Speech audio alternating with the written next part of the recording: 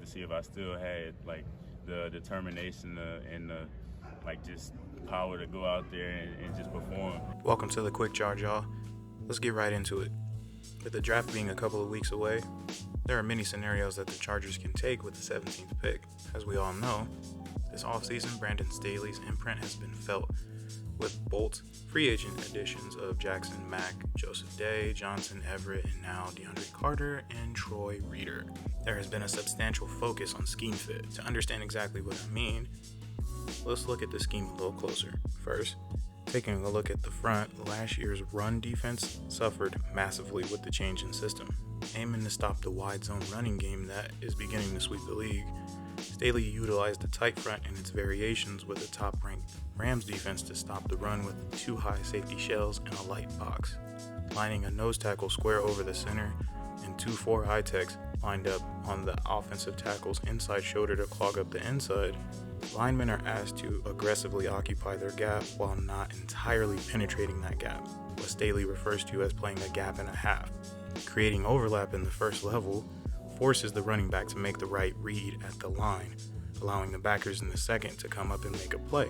This play style can be tough to teach players that have been coached their whole lives in either a 1-gap or 2-gap scheme.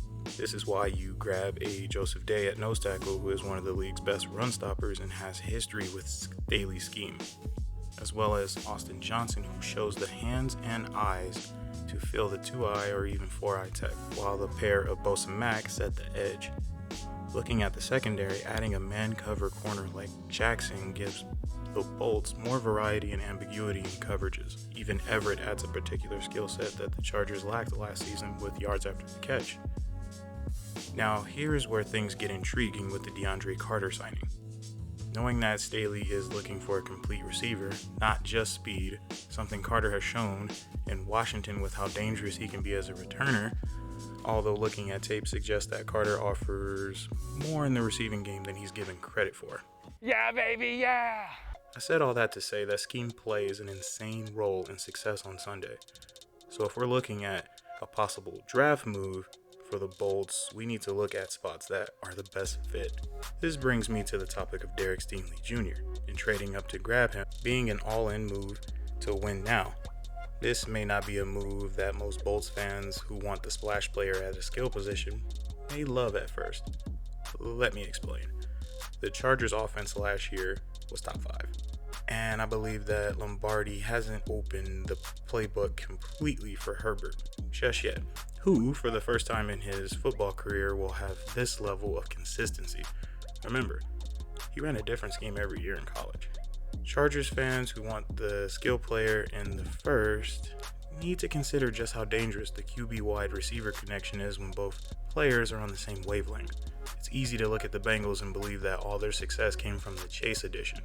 Still, I must reiterate that since he threw the bag at their defense in the offseason last year, they owe a lot to those dogs on D. The Bolts' most significant focus is winning the division, as it should be. We must beat the Chiefs, who are still projected as the favorites to repeat as division champs for the 7th time, although they just lost a defining weapon in Tyreek Hill. In the Wild West, the Chargers will face weapons such as Adams, Weiler, Renfro, Sutton, Judy, Kels, Juju, and Hardman, not to mention the quarterbacks in the pocket. Defending against these weapons is crucial. The Bolts will definitely need to add another corner to the mix. Imagine how formidable the secondary would be when you pair Stingley's ability with Derwin James, J.C. Jackson, Asante Samuel, and Nasir Adderley. If Telesco makes the trade, I'd love it more than any other move we could make. Adding Stingley's skill set would not only allow more freedom in coverage concept, especially match quarters, making it difficult for opposing quarterbacks and wide receivers to read post-snap. It also creates coverage sacks for the pass rush, being that Staley wants to rush 4. Hey, Bolt fam, drop a comment with trade moves you can see the Bolts making. What is a realistic price to pay in a trade up for Stingley? I could see the Chargers trading a second next year for the 10th spot, even though we gave up the 2nd round pick this year from Mac. If it's all in, then let's go all in. I'll catch you guys next time. Bolt up.